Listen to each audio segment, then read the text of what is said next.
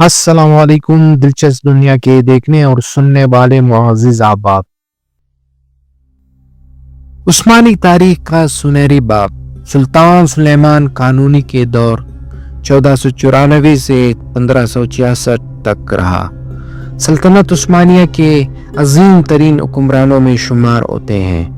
وہ نہ صرف اپنی فوجی فتوحات کی وجہ سے مشہور تھے بلکہ انصاف پر مبنی حکمرانی، قانونی اصلاحات اور ثقافتی ترقی کے حوالے سے بھی ان کا دور نمایاں حیثیت رکھتا ہے۔ سلطان سلیمان کا دور عثمانی سلطنت کا عروج تھا، جس میں سلطنت نے نہ صرف اپنے حدود کو وسیع کیا بلکہ عالمی سطح پر ایک مضبوط اور منظم ریاست کے طور پر اپنی شناخت قائم کی۔ سلطان سلیمان 6 نومبر 1494 عیسوی کو طرابزون میں پیدا ہوئے۔ ان کے والد سلطان سلیم اول اور والدہ افسہ سلطان تھے۔ سلیمان نے ابتدائی تعلیم قسطنطنیہ استنبول میں حاصل کی، جہاں انہیں اسلامی علوم، فقہ، ادب، تاریخ اور عسکری تربیت دی گئی۔ نوعمری سے ان میں قیادت کی خصوصیات نمایاں تھے، جس کی بنیاد پر وہ بعد میں عثمانی سلطنت کے ایک اہم ترین حکمران بنے۔ فوجی فتوحات سلطان سلیمان کے دور میں عثمانی سلطنت نے اپنی جغرافیائی حدود کو وسیع کی۔ بلغراد کی فتح 1521 یہ یورپ میں عثمانیوں کے قدم مضبوط کرنے کی علامت تھی۔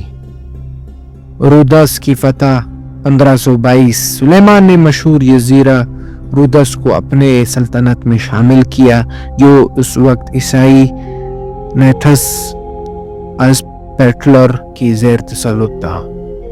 محاج کی جنگ 1526 اس معرکے میں ہنگری کی فوج کو شکست دے کر عثمانی سلطنت نے وسطی یورپ میں اپنی طاقت کا لوہا منوایا۔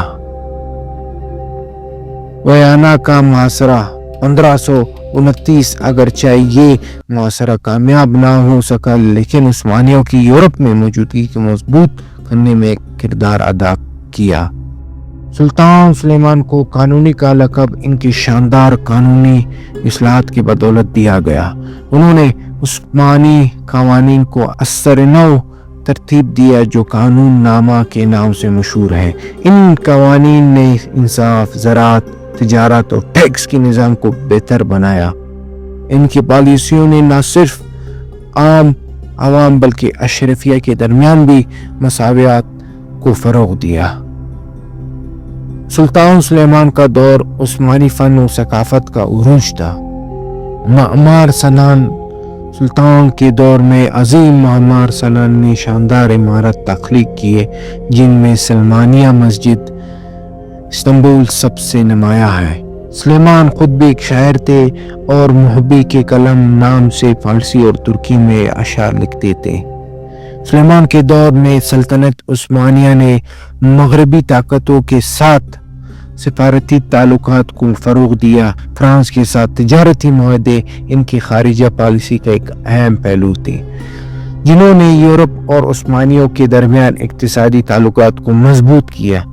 سلطان سلیمان کی زندگی میں ان کی اہلیہ خرم سلطان رخسانہ کا بہت اہم کردار تھا۔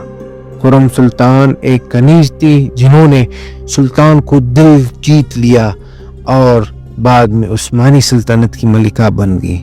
خرم سلطان کے ساتھ سلطان سلیمان کے تعلقات اور ان کی سیاسی اثر و رسوخ نے تاریخ میں اہم مقام حاصل کیا۔ سلطان سلیمان 1566 عیسوی میں ہنگری کے مکان سیگیتوار کے محاصرے کے دوران انتقال کر گئے۔ ان کی وفات کے بعد بھی عثمانیہ سلطنت مزید 2 صدیوں تک ایک مضبوط ریاست کے طور پر قائم رہی، لیکن ان کے دور اندیشی اور قیادت کے مثال کوئی دوسرا حکمران قائم نہیں کر سکا۔ یہ معلومات ان کتابوں سے لی گئی ہیں: The Ottoman Empire, A History Perspective، Suleiman the magnificent and his era, سلطان سلیمان قانونی اور عثمانی قوانین کا ارتقاء، The Rise and Fall of the Ottoman Empire۔